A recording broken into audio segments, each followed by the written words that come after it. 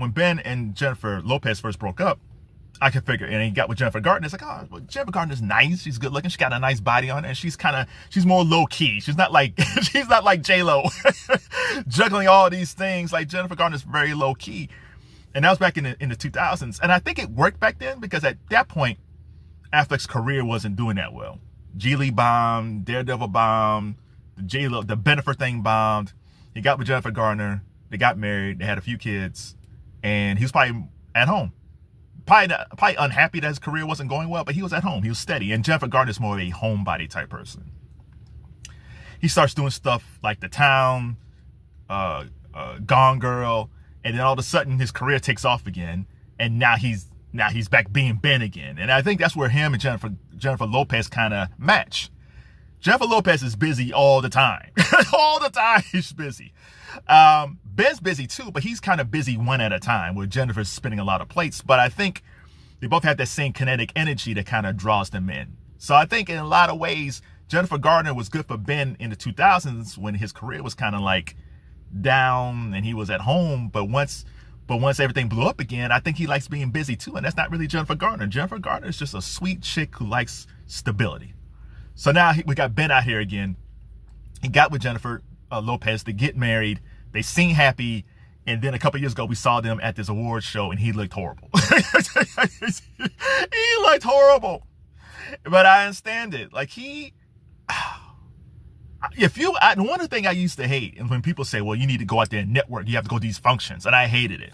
I'm the guy that would show up late, not late, but I would show up, shake some hands, and I'll be in the corner because I'm not good in functions like that. And I think Affleck's the same way. I saw him. I forget what he was promoting. He was promoting something earlier this year, I think. Like earlier this year.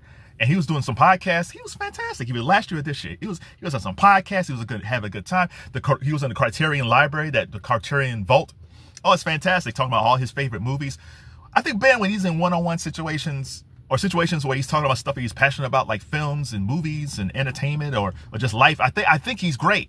But if you put him in a situation where he's at an event or he got an awards thing, I don't think he likes that. But Jennifer does. Like Jennifer Lopez just bright. She just lights up. That's her. That's her element. So I think for the both of them, I don't know if Jennifer Lopez and Ben Affleck should get married again. Because they're very much like Richard Burton and Elizabeth Taylor. If you don't know who they are, look them up. Because it's almost like the same type of relationship where you have two people who deeply love each other, but it's not going to work. Now, someone gave this point, and I think this might actually work if they ever got back together. Have their own residences. Have one residence that they share, but then there's a separate residence where if Ben needs to deal with some stuff, he can go to the separate house. Dennis Rodman said this years ago.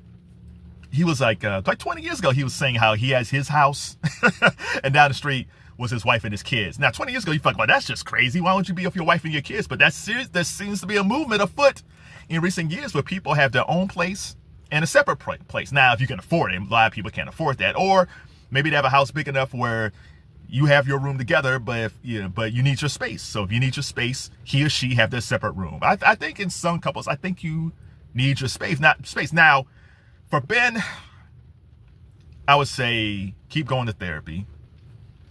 But you got to start meeting. If you get with Jennifer or anybody else, you got to learn how to communicate.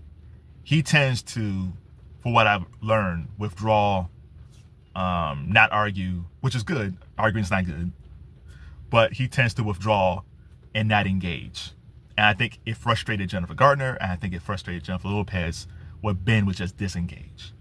So if I was his friend, if I was Matt Damon, whomever, I would just say, hey man, listen, I get it, man. I get it. You're a private guy.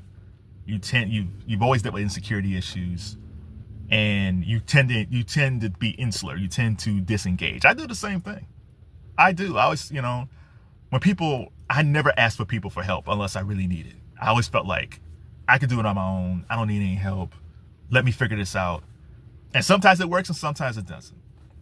But if you're in a relationship, you can't do this all the time. So if I was saying to him, like, listen, man, I get it, man. If sometimes you disengage, but do this. Disengage, but then come back and say, listen, I had to take some time off. I had to think this thing through. But if I want this thing to work, I know we have to talk. And It's gonna be a little rough. I might not like what you say, but if I want to keep this thing going, I know I have to talk. And this is, like I said, it doesn't matter if it's Garner, Jennifer Lopez, or Anna de Armas. Like, it doesn't matter who he's with now or in the future. None of his relationships is ever going to work unless he learns how to engage in communication.